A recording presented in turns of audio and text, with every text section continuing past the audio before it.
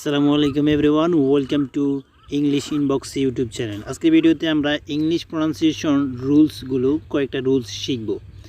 Rules 1, শব্দের শুরুতে K N থাকলে তার উচ্চারণ হবে দন্ত্যান্ন, এক্ষেত্রে কে অনুচ্চারিত থাকবে।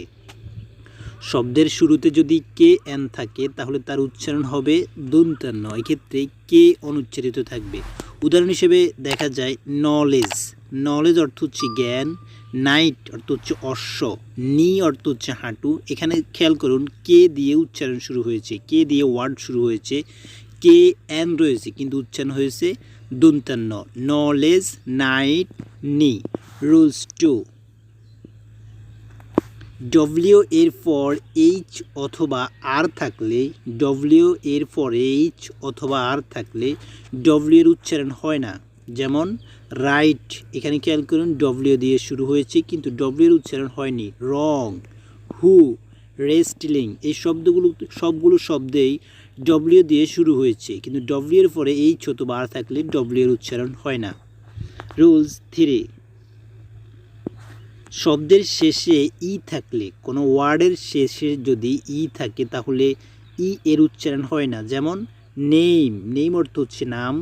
কাম, টেক, ফেক, এই শব্দগুলোকে একটু ভালোভাবে খেয়াল করলে দেখবেন শব্দের শেষে ই রয়েছে যার কারণে ই এর কোথাও উচ্চারণ হয়নি। Name, come, take, fake. Rules 4, English pronunciation rules 4, M plus B for থাকলে, এম প্লাস বি ফর থাকলে বি এর পর কোনো বাউল যদি না থাকে তাহলে বি উচ্চারিত হয় না।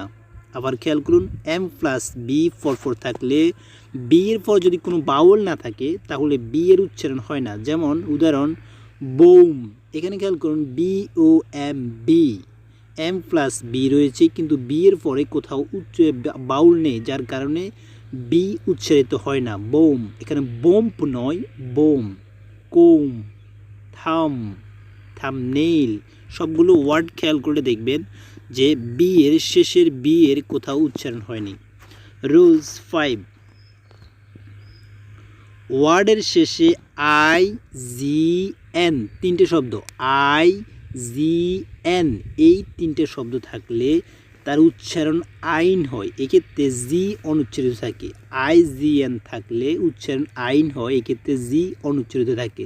যেমন ডিজাইন, রিজাইন, ব্রেইন, পেইন, অর্থাৎ ওয়ার্ডের শেষে আই জি এন থাকলে তার উচ্চারণ আইন হয়, জি অনুচ্চারিত থাকে।